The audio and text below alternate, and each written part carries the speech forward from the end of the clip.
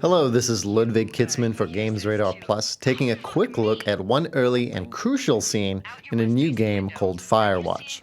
Consider this your spoiler alert. Whoa, that's not legal, right? No.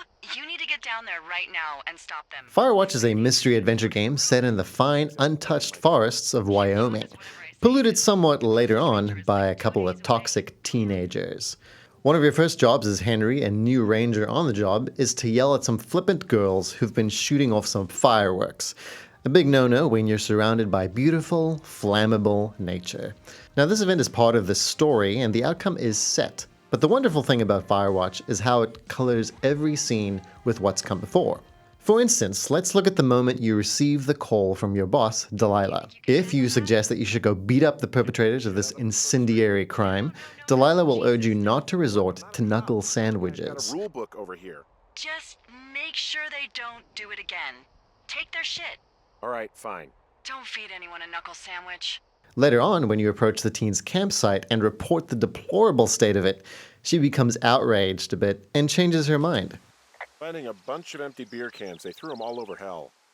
Are you fucking serious? Yeah, sure am. I would like to retract my statement about knuckle sandwiches. Feet away.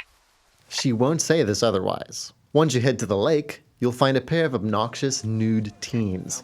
Now, the vanilla version of this scene, if there is such a thing, is simply getting into a shouting match and being repeatedly insulted.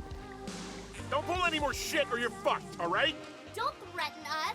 Yeah, who the hell are you, creep? Oh, he's just one of those lonely guys who likes to boss people around. The choices in Firewatch are not obviously signposted like in many other games, so you may not realize that at this point you've already subtly changed what you can say and what is said to you. Did you, for instance, confiscate the teens' belongings at the campsite, like their fireworks and their whiskey? Well, confiscate them. Or maybe you want to make a point of the fact that you didn't. Stuff back there. What? You were messing with our packs? What? Gross. Maybe you just want to be polite and receive an entirely different and exciting batch of insults. This is a free country, and we should be free to do whatever we want. And free from any peeping Tom. Okay, and what if you really are a peeping Tom? Guy, are you skeezing? Get out of here! They also don't like it if you pick up their radio, by the way, but they will be relieved if you put it down nicely. Seriously, it was expensive. You're gross. Thank you. Now leave us alone. You're a creep.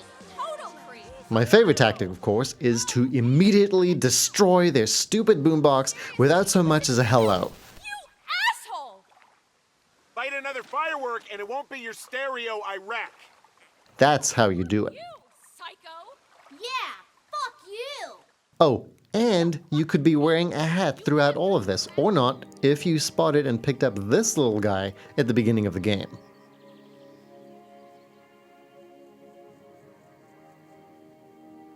The outcome of all of these permutations are roughly the same, which is not necessarily true throughout the whole game, mind you, but I think it's a great little microcosm of what Firewatch is about, what its style of storytelling is. It's not about huge galaxy-smashing decisions, it's about the little things you do that help color in the outline of Henry, the protagonist in the down-to-earth story of Firewatch. I think that's really cool. Well, what if they're naked? Won't that be exciting?